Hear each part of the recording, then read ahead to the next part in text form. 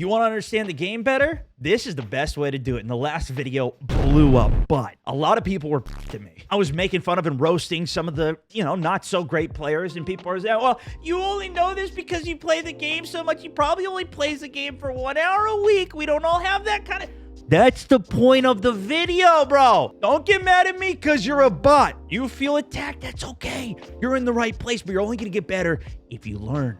I know this because I was you. I was when I first started playing Battle Royales. I could not get a win. Played off stream, recorded my gameplay, watched it back, spectated endgames, watched other players play the game. All these years later, now I can share it with you. So, okay. Today, we go back to even some more of the basics of Battle Royales. And we even get a great lobby, even has some higher skilled players in it. I was even wrong and learn a lesson at the end. If you learned something new, give it a like and let me know what's the most helpful in the comments so we can focus it on for future episodes. First thing we got to do in a spectate game, of course, is get ourselves killed. If you died this early in the game, trash. Easiest double kill of my life right here.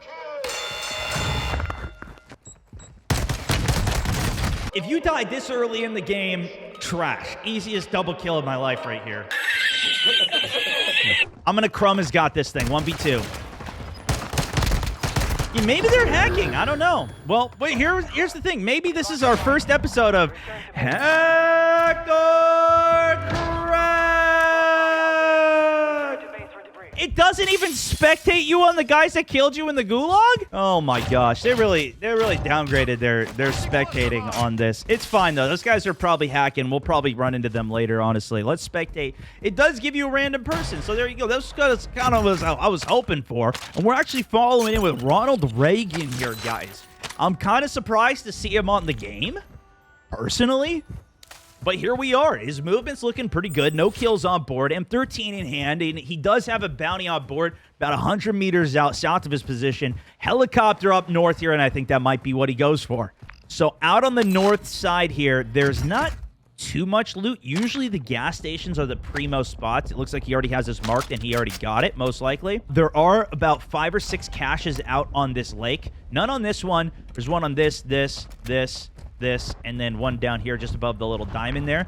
I usually use this as a little come up in the mid game if the gas stations go awry, but you do need mobility to get out there to make it quick. That's why I go for the Hummers a lot, the LTVs a lot. You guys have been watching my solo videos. I know many of you have been. They've been doing pretty damn good. That's been mostly the strategy I've been going for. Looks like this guy's at 5K, so he can buy his double gun. He's got a stronghold here as well. I don't know if we just can't see that with the spectate, or if he's anticipating this one being opened, or it could be a cache stronghold where, of course, there it is, and it is a stronghold. Holy, this guy's big brain. Of course, those flags are the indicator that it is a stronghold. There are some spots in the map, like in the caverns, where, oh my god, he almost just died there. But he did have a cluster on his building that had to have been called in by an enemy. And it did destroy his helicopter on the roof, so he's now lost his rotations as sniper shotgun. Nope, that's the AI shotgunner on the roof there. Does the damage. We still can't see the amount of plates on the spectate cam, unfortunately. And there's a white box there. That's the other thing with these. There's always 2, at least usually there's 2. Sometimes there's only 1 of these white boxes that have 10 to 15 grand. Oh, and he ran out of bullets. Absolute sweat lord coming out here. Look at the weapon camos. I think that was a Fennec close range. It is.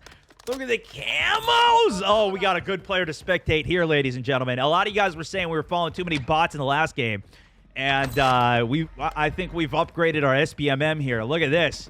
Hopefully he does have plates. Again, this could be UI bugs with it as well. It does need to get a reload on his SMG, and he did get the black site key, which of course allows him to go to the black site here. It seems to always be this black site. Doesn't show us on the map where he is either for some reason, but he's about here moving to this South L building buy station, which does have a little bit of inside cover. Oh!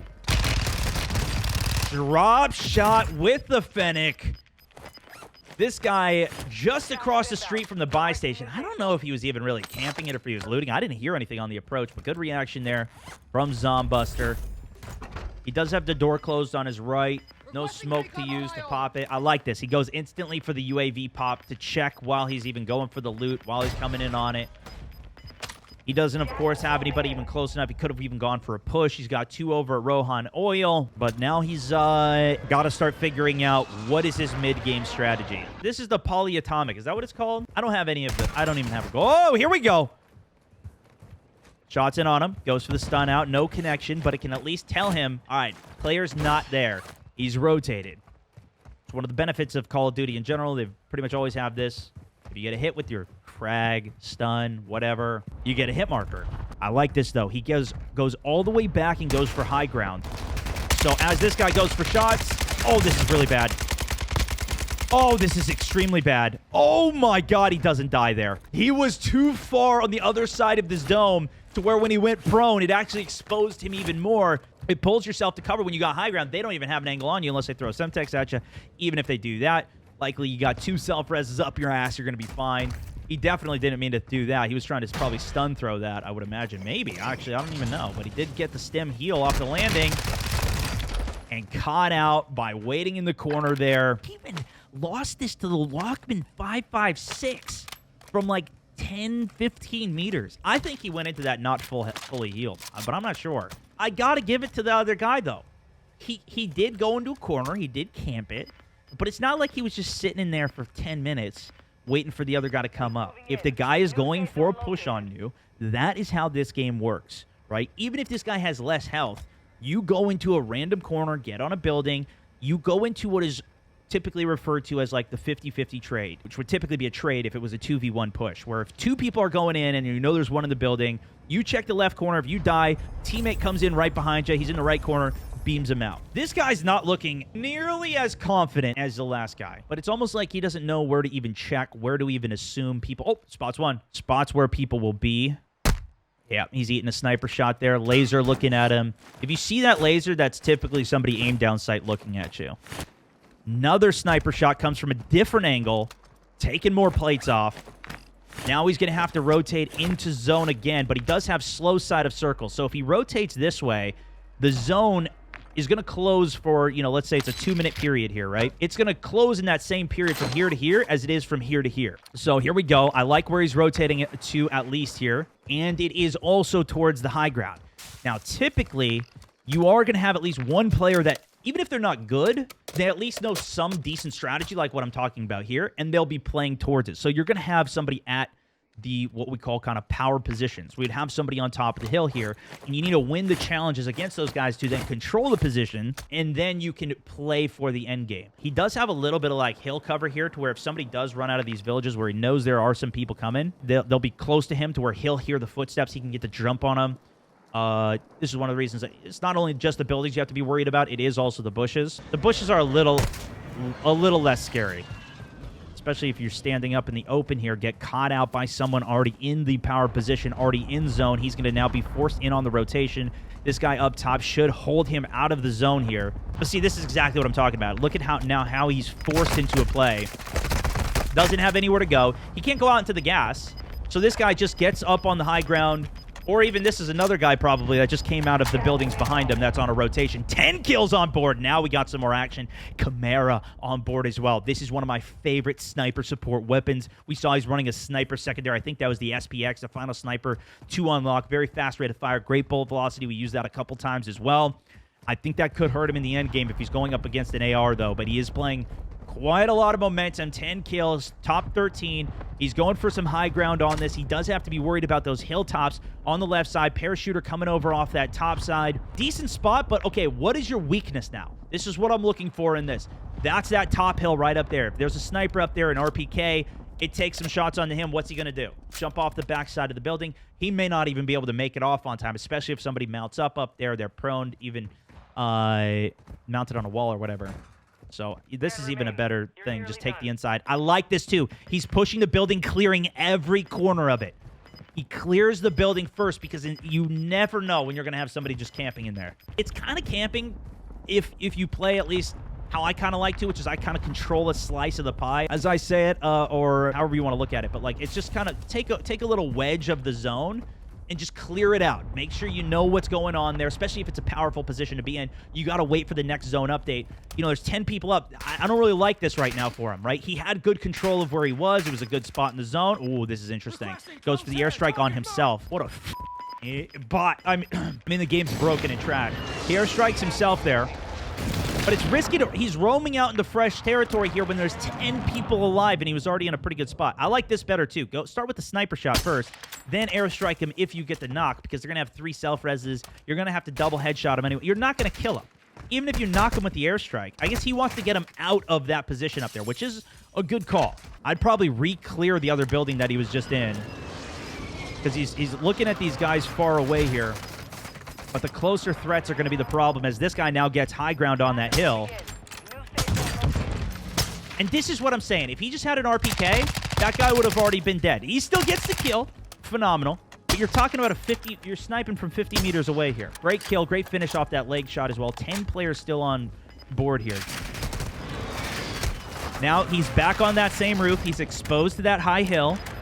Now he has to replate again. He did make the jump off there. He got fortunate. That was a pretty fast rate of fire gun. That might have been like an M4, M13 or something. Not quite as hard hitting. Couldn't get the finish from that range. Top 7, though. Now it's going to come down to the close quarter. Spots one top right hill, one top of the left hill as well. Central low building is a good spot to hold, but really you're going to want an SMG for it. He's not... See, there he goes. Sees the guy up top. Beautiful! Hits the one-tap headshot. That guy was not fully plated, did not have a self-res. Could have been a gulager coming back, although that guy had a backpack too. So it could have just been in pressure from earlier fights. It's rare that you get those one-taps. Right there, that's the more likely scenario right there. Gets the headshot on him. That was a beautiful shot, by the way. This guy's quite a good sniper. But gets the 3-plate crack, but he traded the 3 plates of himself. Hits another snipe there. Gets another crack that was not a headshot. Otherwise, it would have got the one-tap. That was an arm shot, I believe.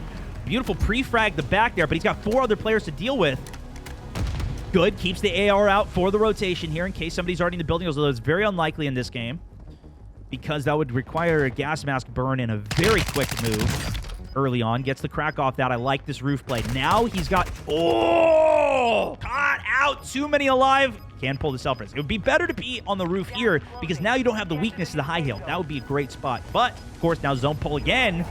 Now he would have been even at a disadvantage on the roof. Does have even more places. Has the durable. Burn the durable. Another in the building. I would sit the durable here. Oh my goodness, dude.